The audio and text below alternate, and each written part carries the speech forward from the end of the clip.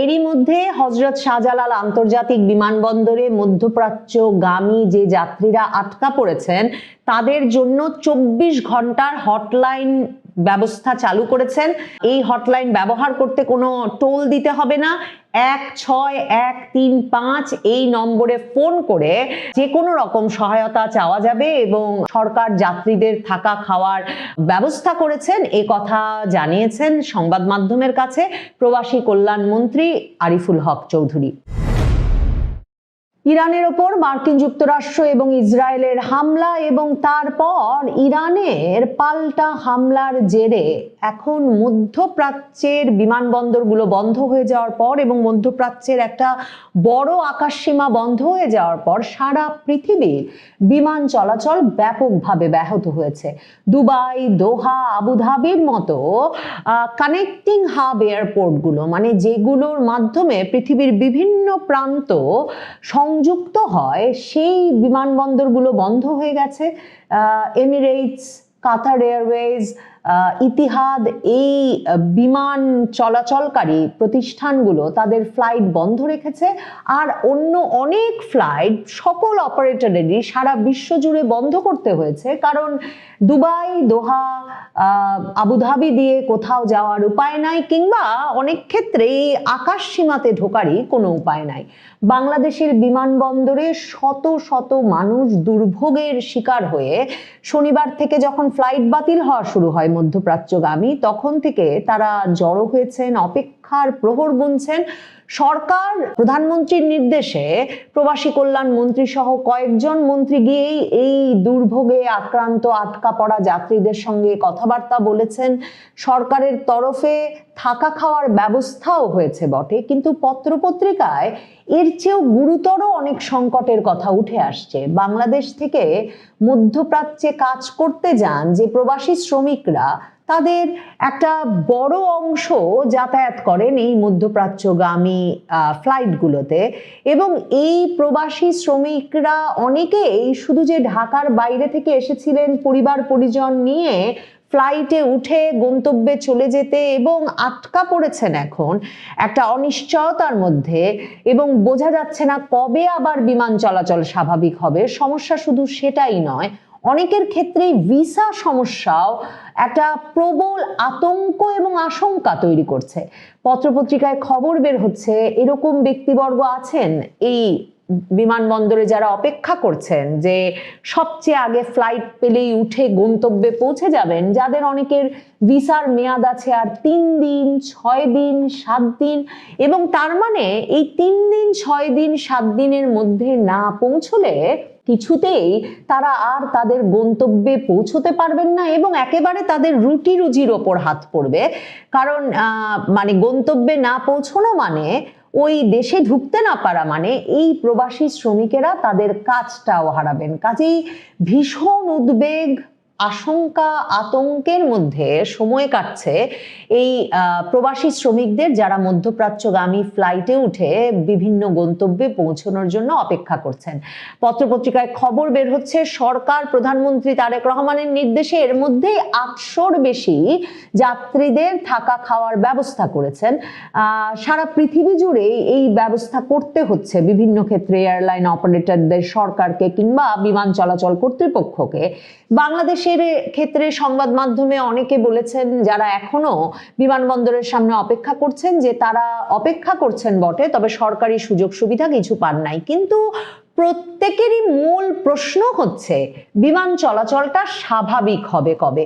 বিমান চলাচলটা স্বাভাবিক হবে কবে তা বলা সত্যি মুশকিল হয়ে উঠেছে, কারণ মার্কিন যুক্তরাষ্ট্র ইরানের সর্বোচ্চ ধর্মীয় নেতা আয়াতুল্লাহ আলী খামেনিকে হত্যা করার পর ইরান সারা মধ্যপ্রাচ্য জুড়ে যেখানে যেখানে মার্কিন ঘাঁটি আছে সেখানে সেখানে হামলা করবে এই ঘোষণা দিয়েছে, এবং রোববার সারাদিন ধরে সে হামলা চলছে।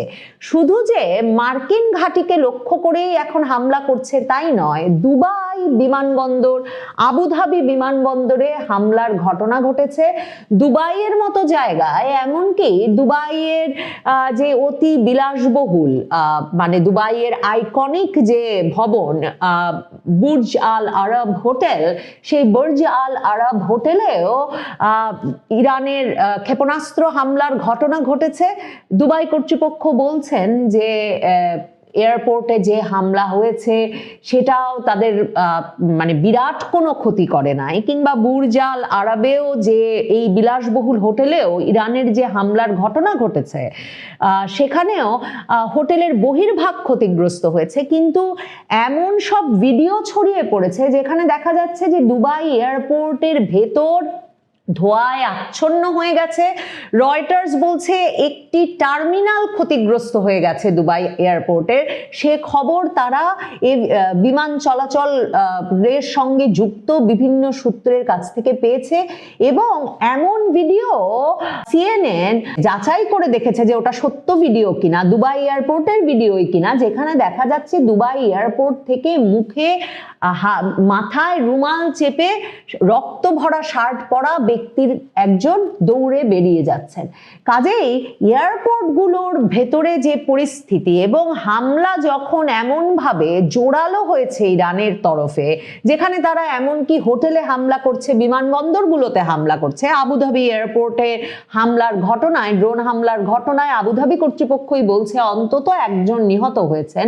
তখন বিমান চলাচল আবার শুরু করার ক্ষেত্রে মানে পুরো নিরাপত্তা ব্যবস্থা নিশ্চিত করে কখন কবে শুরু করা যাবে সেটা বলা সত্যি মুশকিল হয়ে যাচ্ছে। শুধুমাত্র এমিরেটস, ইতিহাদ, কাতার এয়ারওয়েজ মানে দুবাই, দোহা, আবুধাবি, এই সংযুক্ত আরব আমিরাতের এই যে তিন মূল অপারেটর ফ্লাইট চলাচলকারী প্রতিষ্ঠান, সেই তিন প্রতিষ্ঠানই প্রতিদিন অন্তত 90,000 যাত্রীকে এসব এয়ারপোর্ট দিয়ে কিন্তু আনা নেওয়া করে। কাজেই সারা পৃথিবীতে আসলে লাখ লাখ মানুষ এখন ইরান যুদ্ধ কোন দিকে যায় এবং তারপরে কবে ফ্লাইট চলাচল স্বাভাবিক হয় সেই বিষয়টি জানতে অপেক্ষা করছেন। এবং এই যে আকাশসীমা বন্ধ হয়ে যাওয়ার ব্যাপারটা, সেটা কিন্তু শনিবার দিনেই হয়েছে এবং শনিবার দিনেই Israel, Qatar, Syria, Iran, Iraq, Kuwait, Bahrain সকলে তাদের এয়ার স্পেস বন্ধ করে দিয়েছে। এবং এই এয়ার স্পেস বন্ধ হয়ে যাওয়ার ফলে সংযুক্ত আরব আমিরাত, ইউনাইটেড আরব আমিরাত, তারা কিন্তু বন্ধ করে নাই তাদের এয়ার স্পেস, কিন্তু তাদেরকে তাদের পার্শিয়াল ক্লোজার ঘোষণা করে আংশিকভাবে আকাশসীমা বন্ধ করেছে। কিন্তু যেহেতু বিমানবন্দরগুলোই বন্ধ করতে হয়েছে, কাজেই সেখানেও এই ব্যাপক ডিসরাপশন এবং এই ব্যাপক অচলাবস্থা সৃষ্টি হয়েছে। যারা এই ধরনের অচলাবস্থা সৃষ্টি হলে আসলে কত দিন লাগে, কত সময়ের মধ্যে এরকম যুদ্ধ পরিস্থিতিতে আবারও বিমান চলাচল স্বাভাবিক করা যায়, সে প্রসঙ্গে আমি দেখছিলাম গার্ডিয়ান পত্রিকায় একজন এভিয়েশন বিশেষজ্ঞ বলেছেন, যিনি বিশ্ববিদ্যালয়েও পড়ান, তিনি বলেছেন যে হয়তো 24 থেকে 36 ঘন্টার মধ্যে বিমানগুলো আবারও স্বাভাবিকভাবে চলাচল শুরু করতে পারবে।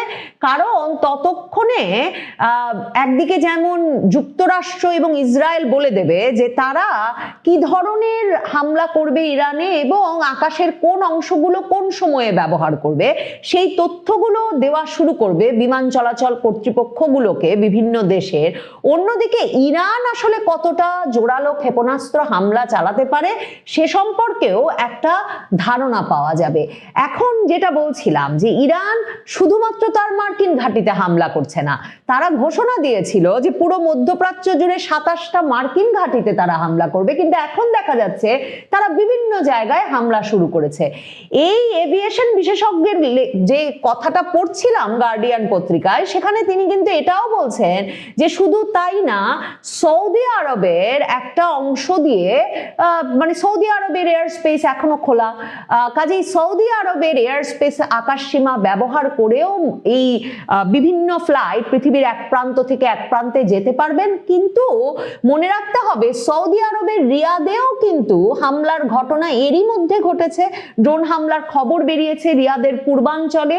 যদিও সৌদি কর্তৃপক্ষ বলছে যে তারা ইন্টারসেপ্ট করেছে এবং ইরানের ড্রোন হামলা ঠেকিয়ে দিয়েছে, কিন্তু হামলার ঘটনা ঘটেছে। আর সৌদি আরব যেহেতু ইরানে হামলার পক্ষপাতী এবং ওয়াশিংটন পোস্ট সহ বিভিন্ন সংবাদ মাধ্যম খবর দিচ্ছে যে ইসরায়েল এবং সৌদি আরবের সমর্থন এবং একরকমের উস্কানিতেই যুক্তরাষ্ট্র ট্রাম্প শেষ পর্যন্ত ইরানে হামলা করে ছাড়লেন। এই সময়ে সৌদি আরব কর্তৃপক্ষের সঙ্গে ইরানের সম্পর্কটা কোন দিকে যায়, সৌদিতেও একটা নিয়মিত হামলা শুরু হয় কিনা তা দেখবার বিষয়। তবে সৌদি আরবের আকাশসীমা এখনো খোলা থাকায় বাংলাদেশে শনিবার থেকে রোববার দুপুর পর্যন্ত যে 54টা ফ্লাইট বাতিল হয়েছিল, তারপর কিন্তু এখন আবার সৌদি আরবগামী ফ্লাইটগুলো চালু করা শুরু হয়েছে। বিমান বাংলাদেশ এয়ারলাইন্স এটা জানিয়ে রেখেছিল যে গতকাল মানে শনিবার ঢাকা থেকে মদিনাগামী যে ফ্লাইট বাতিল হয়েছিল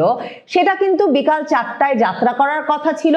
ঢাকা থেকে জেদ্দাগামী যে ফ্লাইট বাতিল হয়েছিল সেটাও সন্ধ্যাবেলা যাত্রা করবে এবং সে কারণে যাত্রীদের নির্ধারিত সময়ে বিমানবন্দরে এসে উপস্থিত হয়ে থাকতে কিন্তু অনুরোধ জানানো হয়েছে। রিয়াদ, জেদ্দা, মাস্কাটের উদ্দেশ্যে ফ্লাইট ছাড়ার ঘোষণা দিয়েছে বাংলাদেশের বেসরকারি বিমান চলাচল প্রতিষ্ঠান ইউএস বাংলা এয়ারলাইন্সও।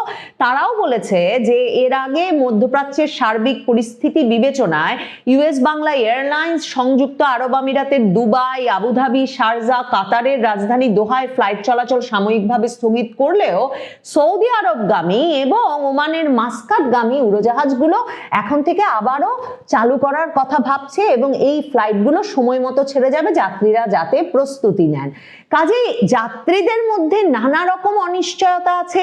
ইরান যুদ্ধ, অনেক পর্যবেক্ষক বলছেন, বিশ্লেষক বলছেন খামেনিকে হত্যা করার মাধ্যমে মার্কিন যুক্তরাষ্ট্র আসলে শুরু করেছে মাত্র, কারণ ইরান এখন যে ধরনের প্রতিশোধমূলক হামলা চালাবে এবং তারা যে ধরনের মরিয়া হয়ে উঠবে একটা বার্তা দিতে মার্কিন যুক্তরাষ্ট্র এবং ইসরায়েলকে তাদের ওপর এ ধরনের বর্বর হামলা চালানোর জন্য, সেই জবাব কতটা ক্ষতিগ্রস্ত করতে পারবে মধ্যপ্রাচ্যের দেশগুলোকে এবং সেই ক্ষতির মধ্যে সেই রকম মানে নিরাপত্তা জনিত শঙ্কার মধ্যে, হামলার মধ্যে আসলে লাখ লাখ যাত্রী পরিবহনকারী এই বিমানগুলো চলাচল করা এবং এই বিমান বন্দরগুলো চালু করা সম্ভব হবে কিনা সেগুলো খুব গুরুত্বের সঙ্গে বিবেচনা করে সিদ্ধান্ত নিতে হবে। এবং যেহেতু সকল দেশই চাইবে শূন্য মানে ঝুঁকি যখন একেবারে শূন্যের কোঠায় নেমে আসবে তখন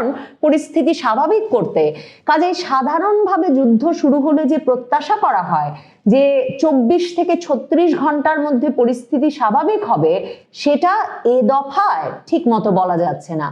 তারপর অনেক বিমান চলাচল বিশেষজ্ঞ, এভিয়েশন বিশেষজ্ঞ এ কথাও মনে করাচ্ছেন যে শুধুমাত্র যে যাত্রীরা গন্তব্যে পৌঁছানোর জন্য অপেক্ষা করছেন, তাদেরকে একটা থাকা খাওয়ার ব্যবস্থা করা হয়েছে, তারা প্রস্তুত, তারা দ্রুততম সময়ে তাদের গন্তব্যে পৌঁছতে চান বটে, কিন্তু ক্রু মানে বিমান যারা পরিচালনা করেন, বিমানের ব্যবস্থাপনা, বিমানের যে মানে খাওয়া থেকে শুরু করে লাগেজ পরিবহন ব্যবস্থা, এই প্রতিটি ব্যবস্থাপনা আবার চালু করতে এবং এই কাজে জড়িত যে ব্যক্তিরা তাদেরকে আবারও ঠিক ঠিক গন্তব্যে নিয়ে এসে কাজ শুরু করতে একটা সময় লেগে যাবে, এ আশঙ্কাও এ দফায় রয়েছে।